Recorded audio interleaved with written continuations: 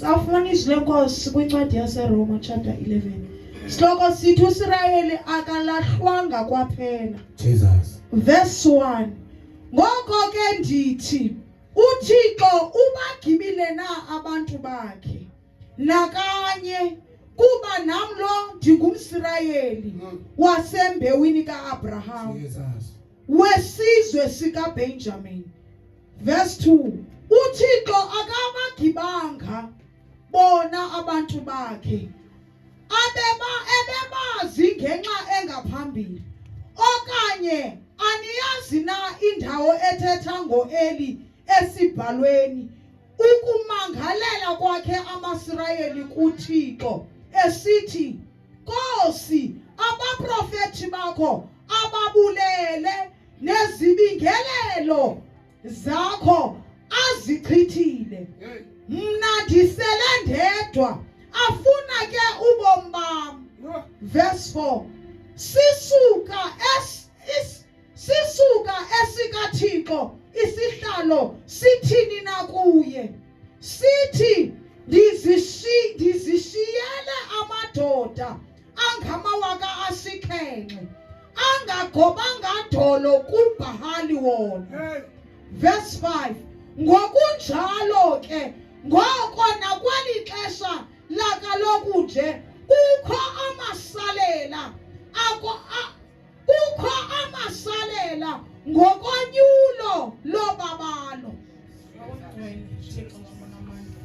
Unkulunkulu wami oyingcwele selityhiliwe umqani wokungcwalisa masive wena Thixo namandla alibuyeli kuwo umsebenzi lingawenzanga laziwa nguwe Nkulunkulu oyingcwele uyakwazi esikudingayo nangelithuba Thixo wami onamandla phakama Nkosi ungqine ilizwi lakho ndiyehla Nkulunkulu ndiyanyipha ndinikela konke kuwe dwaleliniyo in the mighty name of Jesus. Amen.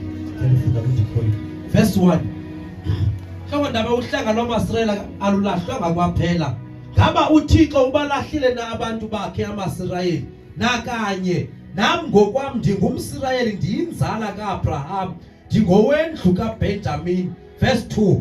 uThixo akabalahlanga abantu bakhe awabanyula mhlamnene. Kaloku niyayazi ezibhalweni indawo ethi apho uEliya awamangalela khona kuThixo amaSirayeli esithi Nkosi amaSirayeli ababulele abashumayeli bakho namaqonga akho amadini awadilizile nam ndim ndodwa oseleyo kwaye nam afuna ukundibulala.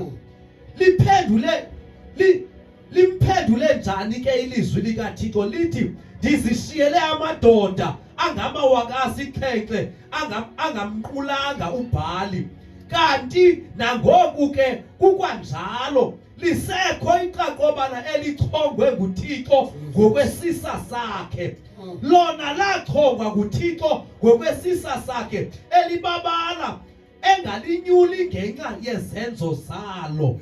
Kaloku uThixo wayenyula abantu ngokwezenzo zabo isisa sakhe asingebi sabasisisa. Jesus. Hallelujah. Siyalivilizwe apha kuthethwa ngamaSirayeli.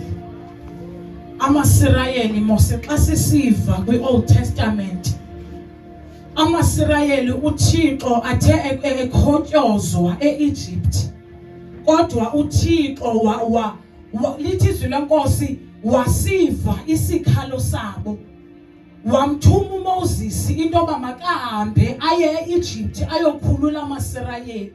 Hallelujah. AmaSirayeli akhululiwe nguThixo endleleni ehamba noMoses futhi bemamela uMoses ngamanye amaxesha bekhalaza ngamanye amaxesha. Hallelujah. Kodwa uThixo ngoba enguThixo onenceba akhange simve ebakhalala endleleni. Hallelujah. Kodwa uhambile nabo indlela ende bemhlupha bekhalaza befuna izinto zonke kodwa uThixo nalapho eziveza. Hallelujah. uThixo ezibonakalisa ubuthixo bakhe ngoba amaSirayeli ngabantu bakhe uThixo baluhlanga lwakhe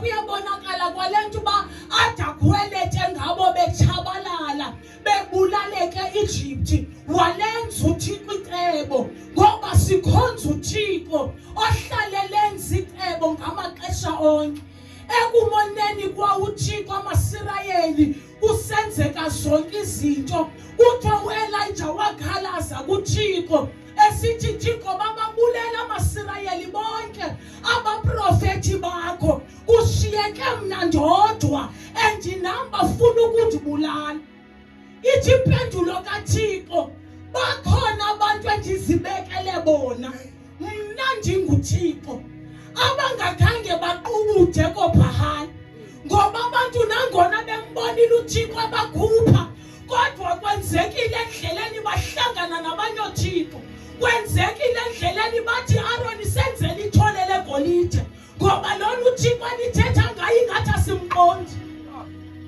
uthi uElijah babulewe bonke abaprofeti kuthiwa kushiyeke mina ndodwa nami bafuna ukundibulala uthi uThixo bakhona abayi-7,000 endizibekele bona koluhlanga lungaka lamaSirayeli kule nyikitya uyixelayo yonke yobububi kodwa kukho abantu endibabekileyo uthi uverse number 5 nakweli ixesha lobabalo bakhona abantu uThixo azanyulele bona haleluya nakweli ixesha esiphila kulo bakhona kuthiwa liqaqobana uThixo azanyulele bona haleluya njengoba sisindisiwe sengathi nje enhlizweni yomntu ngamnye angathi Thixo nakweli xesha mandibe ngulowo wanyuliweyo angazoqubutha koBhahali angazojika endleleni angazoliphika igama lakho haleluya aphi ngathi ndiyambona uThixo eqhayisa ngento yakhe esithi ndiyakuva Elijah kodwa sukhathazeka bakhona bangabam haleluya sengathi uNkulunkulu angasihla ngathi nangelethu ixesha noba sinakibonakalayo noba siyadeleka ebantwini kodwa masibe ngabo abonyuliweyo ngexesha lobaba abangazojikela igama lakhe ingathi uThixo ndiyambona eqhayisa ngotata uYobhi esithi yiya Sathana kodwa lona ndiyamazi ngeke liphike igama lakhe uThixo singoba isifuba sengathi angasigoba isifuba ngathi exesheni lokholo kwethu singabonyulweyo lubabalo haleluya sonyulwe ngexesha lobabalo sanyulwe ngexesha elingemnandanga sanyulwe ngexesha likaYesu kodwa ingathi uNkulunkulu angasenzela inceba sibe ngabazoqhayisa ngayo haleluya